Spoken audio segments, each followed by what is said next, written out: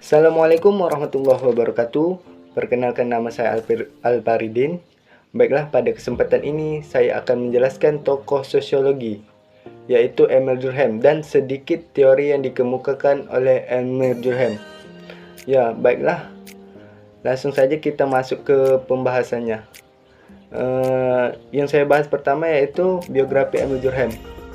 Emil Durkheim lahir pada tahun 1858 di Lorraine, Prancis Timur pada tanggal 15 April, dan pada saat ia usia 21 tahun ia diterima di École Normale Supérieure setelah sebelumnya pernah gagal pada saat ujian masuk. Selanjutnya yaitu kita bahas tentang teori yang dikemukakan Emil Durkheim. Teori yang saya bahas di sini yaitu fakta sosial. Pengertian fakta sosial menurut Emil Durkheim adalah segala cara berpikir, cara bertindak dan merasa yang ada di luar individu yang sifatnya memaksa yang harus dilakukan. Jadi, menurut Emil Durkheim, segala sesuatu yang di luar individu itu adalah fakta sosial.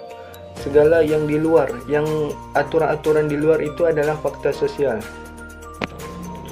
Masyarakat itu hidup di atas aturan yang telah disepakati oleh suatu kelompok, dan maksudnya segala kegiatan atau segala aktivitas kita itu telah dikontrol oleh aturan-aturan yang telah disepakati itu. Sebagai contoh misalnya begini, kita sebagai individu biasanya kalau di rumah itu kita itu cenderung mengikuti apa yang kita pikirkan, apa yang kita sukai dan apa yang tidak kita sukai. Nah, itu disebut dengan fakta individu, fakta diri kita sendiri. Nah, setelah kita keluar dari diri kita, maksudnya keluar dari zona yang ada di rumah kita ke masyarakat, misalnya ke sekolah. Di sekolah itu kita diajarkan, di sekolah itu ada aturan, misalnya harus memakai pakaian yang rapi, terus rajin belajar, sopan santun. Nah, itulah yang dimaksud dengan Emil Durkheim fakta sosial. Dia mengatur dan merubah tingkah laku kita dari yang malas bisa menjadi rajin ketika berada di lingkungan yang baik. Nah, fakta sosial ini bisa merubah diri kita ke segi positif dan bisa juga merubah kita ke segi negatif. Fakta sosial yang positif, misalnya kita sebelum kita misalnya begini, sebelum kita masuk ke pesantren, kita itu orang yang pemalas, tidak taat kepada agama, dan setelah orang tua kita memasukkan kita ke pesantren, kita lebih taat beragama, dekat kepada Tuhan, Sang Pencipta kita, dan itu tentunya mengarah ke hal yang positif. Nah, kalau fakta sosial yang mengarah ke segi negatif itu misalnya begini, kita dari individu yang biasa-biasa saja, tidak nakal. Nah, setelah kita masuk ke suatu kelompok atau suatu organisasi, misalnya sebut sajalah geng motor atau anak pang. Nah, di situ kita harus mengikuti aturan-aturan yang ada di situ. Misalnya aturan yang dibuat harus balapan liar, harus narkoba, dan minum-minuman keras, dan di situ kita telah merubah fakta kita dari individu kita yang anak yang baik-baik. Setelah masuk ke organisasi itu atau kelompok itu, kita berubah menjadi anak yang nakal, dan itulah yang saya maksudkan fakta sosial dari segi negatif.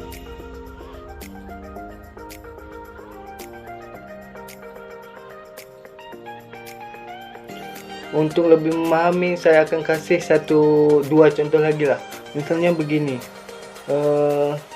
teman-teman diberikan guru tugas kelompok.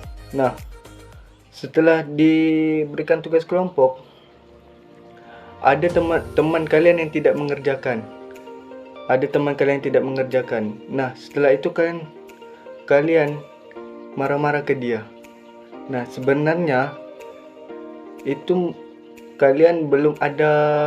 sebelumnya kalian belum pernah buat aturan-aturan di situ. Itu nggak berpengaruh sebenarnya kalian marah ke dia, karena sebelumnya belum ada kesepakatan. Nah, misalnya kalian sebelumnya setelah dibagikan kelompok, kalian buat aturan, siapa yang nggak buat, namanya tidak ditulis.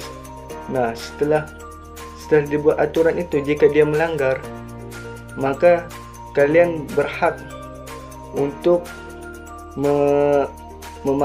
memarahi dia, karena sudah ada aturan yang tertulis dan disepakati di situ. Nah, itu salah satu contoh fakta sosial. Atau dalam berpacaran, ya begini, kalau berpacaran itu bisa disebut juga fakta sosial. Kalau kalian berpacaran terus komitmen ya, bahasanya zaman sekarang, kalian buat komitmen bahwa buat peraturan dalam berpacaran, bahwa misalnya hari ini hari-hari apa aja kalian jalan, terus hari nelponnya jam berapa, dan itu merupakan fakta sosial karena itu merupakan aturan yang telah disepakati, dan itu tentunya akan merubah cara berpikir kalian dengan sendirinya.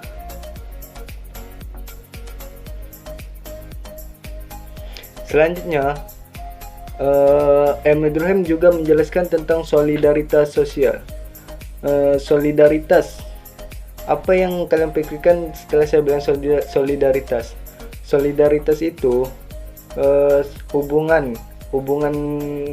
sosial yang erat antar sesama makhluk sosial. Itulah yang disebut dengan solidaritas sosial. Nah, Emil Durkheim membagi solidaritas sosial ini terbagi menjadi dua macam.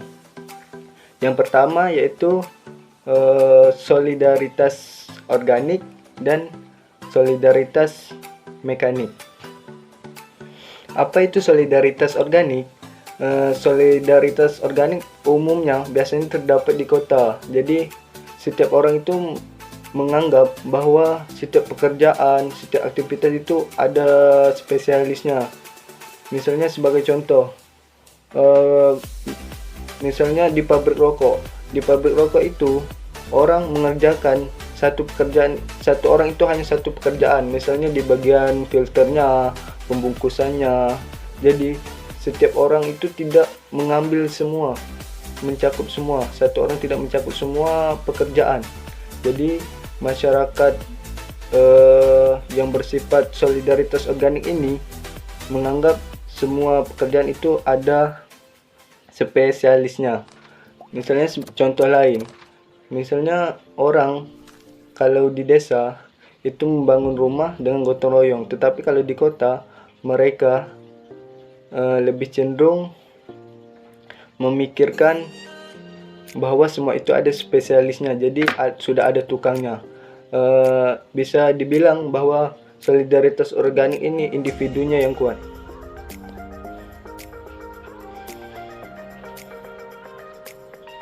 Dan yang kedua yaitu solidaritas mekanik. Solidaritas mekanik ini biasanya cenderung terdapat di pedesaan. Jadi rasa kebersamaannya itu masih kuat. Misalnya yang saya sebutkan tadi, contohnya di desa, orang kalau bangun rumah itu masih menggunakan sistem gotong royong. Jadi kebersamaannya itu masih kuat.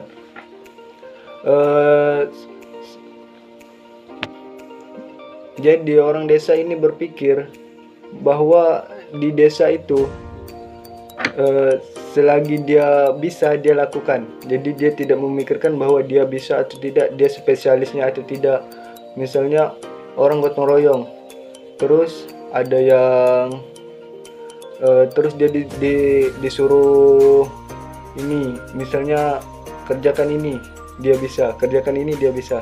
Jadi masyarakat desa itu malu apabila tidak bisa mengerjakan sesuatu. Misalnya contoh lain misalnya begini, orang desa biasanya kalau mengobati penyakit itu pergi ke orang pintar.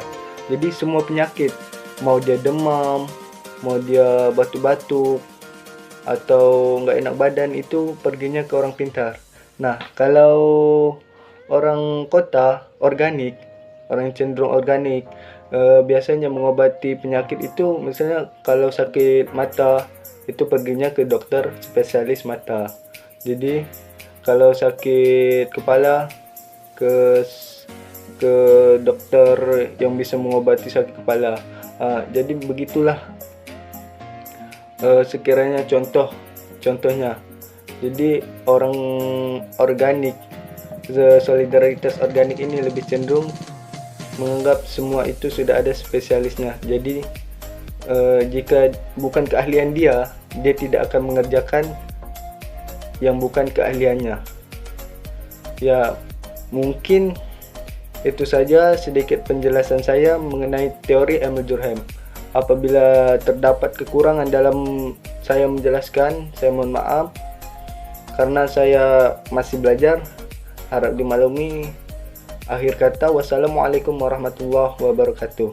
Terima kasih.